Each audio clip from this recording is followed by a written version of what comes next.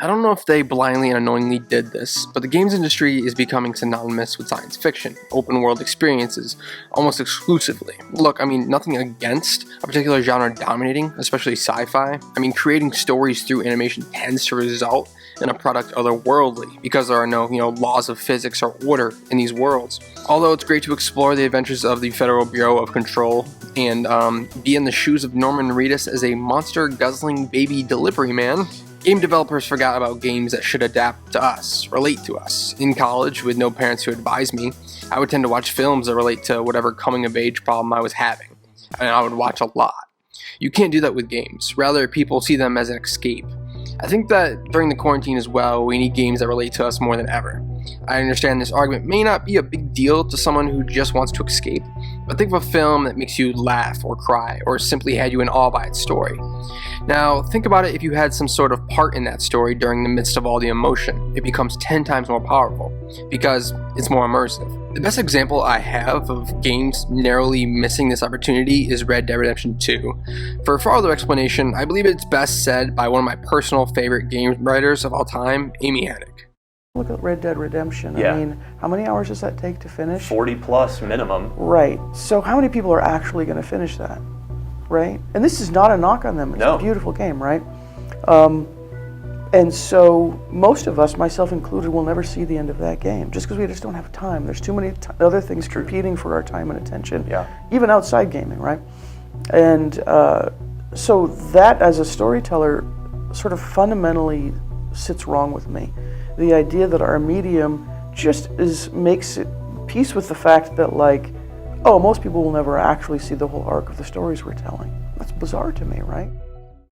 That brings me to Uncharted, actually written by Amy, a game aptly named as most titles before and after it were followers to gaming trends.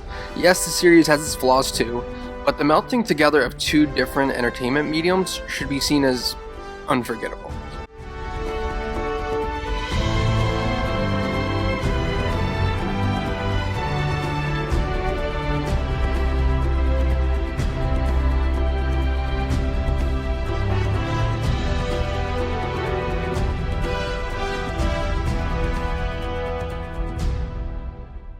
At first, people saw the franchise's debut as a dude raider, sort of a phrase that first put Nathan Drake in the shadow of Lara Croft.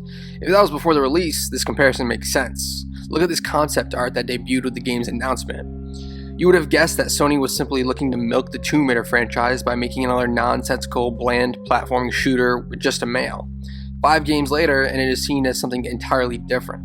The series added some of the thickest layers of humility in video games. The overall plot didn't matter much, as you knew the game was too lighthearted to ever kill off one of its recurring characters, but with that lightheartedness or any sense of real human emotion came this collection of memorable human interactions, making a story all of its own.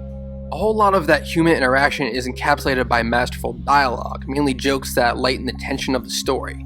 Nate's dad jokes presents an innocence, as he tells them the audience is clued in that Nate feels like a kid on these adventures. It's just pure fun for him. Compliment? I'm stunned. Nah, you know what's stunning? The smell. I don't know, man. I kind of like it. Reminds me of your mom.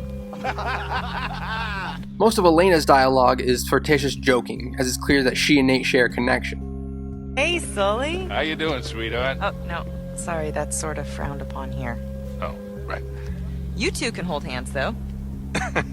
Sully's exposition seems to always be trying to keep up with Nate's wittiness, pointing to an old man attempting to act half his age. With this. All right. Ready? Well. It's cute. What? Because it's a well. Shall we? The dialogue tells a story between the lines, and that's not so common in games. Ever, really. I warned in the beginning that some of this I said was going to be controversial, and here's why. I know most game dialogue is so bad and straightforward, lacking any and all personality, where it doesn't feel relatable, i.e. Final Fantasy Remake's Barret. The hell you think's gonna happen when it's all gone, huh? Answer me!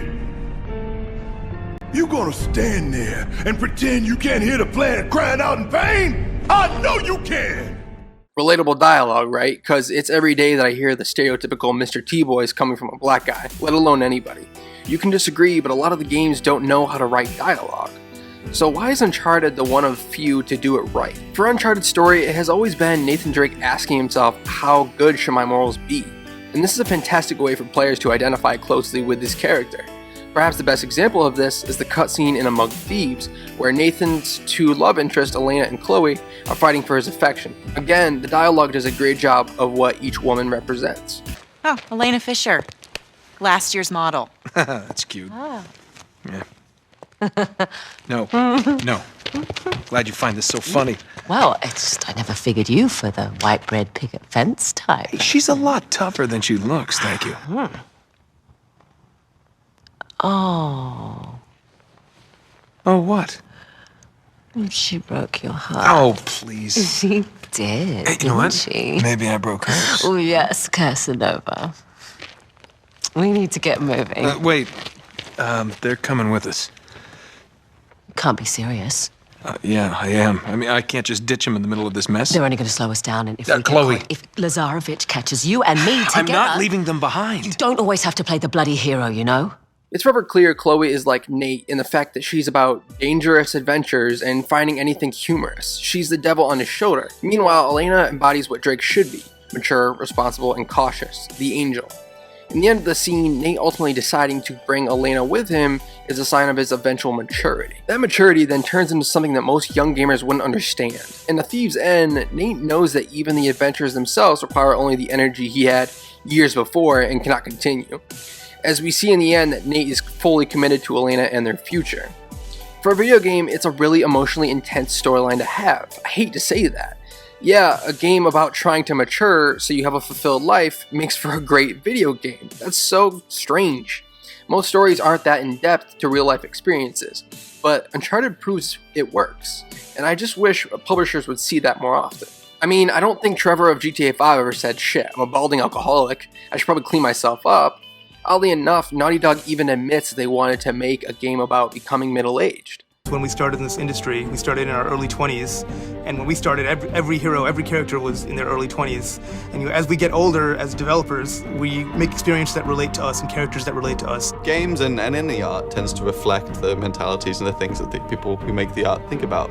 And in this case, we've definitely had a long time to grow up while we're making Uncharted, and it seemed only fitting for Drake to continue to grow in that sense. Aside from the coherent, developed narrative, its gameplay is what truly brings the thematics to life. With a straight linear world, Naughty Dog can focus in on the microscopic details, on the accuracies of each location, which are all real. Games like Watch Dogs tend to give generic value to the cities it replicates, no iconic buildings or landmarks, just sort of piss-poor versions of the city in question. But honestly, Uncharted 3's Yemen and Uncharted 2's Istanbul Palace Museum, both on the PS3, are certainly more detailed and more beautifully rendered than any other game's locations on the PlayStation 4. It's obvious why, however. Most PS4 games behold worlds so much larger that their discs can't really hold room for in-depth buildings or platforms that are iconic. Unlike Uncharted, where you are kind of tricked into thinking this whole landmass is playable, when in actuality you are staying on the same linear path the game wants you to take. This linear path might pull you from the main objective for a matter of seconds or minutes, but with a game like Skyrim, you can get pulled away for hours, roaming in between missions, and that's fine. But to expand on Hennick's point about Red Dead, for instance, although the world is really entertaining, it can take you up to maybe 15 to 20 minutes to get to each story mission objective. Obviously, it doesn't hurt the story. I mean, the story's fucking great, but it becomes a taxing remembrance that you're not actually part of it all when simply you're holding the analog stick for 20 minutes just to get to the next story mission. This linearity in Uncharted cuts that bullshit out. In the words of Drake Fortune's lead designer Richard LaMarchand to Game Daily in 2007, we continually challenge each other to find new ways to tell a great story without pulling the player out of the flow of the action. They don't give a damn what you think about the completely dumbed down and simplistic shooting mechanics. They're making it dumb so you feel as if this Nathan Drake character kicks ass like a James Bond or Jason Bourne, thus more likable and thus you may care about the story more. Obviously, when it comes to classifying something as a film game, as many people do with Uncharted, the biggest factor in doing so is its cutscenes. It's not like Uncharted is the first game to have cutscenes. It blends with the gameplay really well, especially in Uncharted 2, when you are practically playing and watching as Nate scales these skyscrapers with a beautiful backdrop, or when you try to dodge a helicopter when sprinting through a train. Even though Uncharted 2 is 11 years old, the blend of gameplay and thematics hasn't really been done with anybody but Naughty Dog since. If you don't like the game, that's fine too. I don't give a shit. Play what you love. But the game industry should make what it loves, not what makes them money.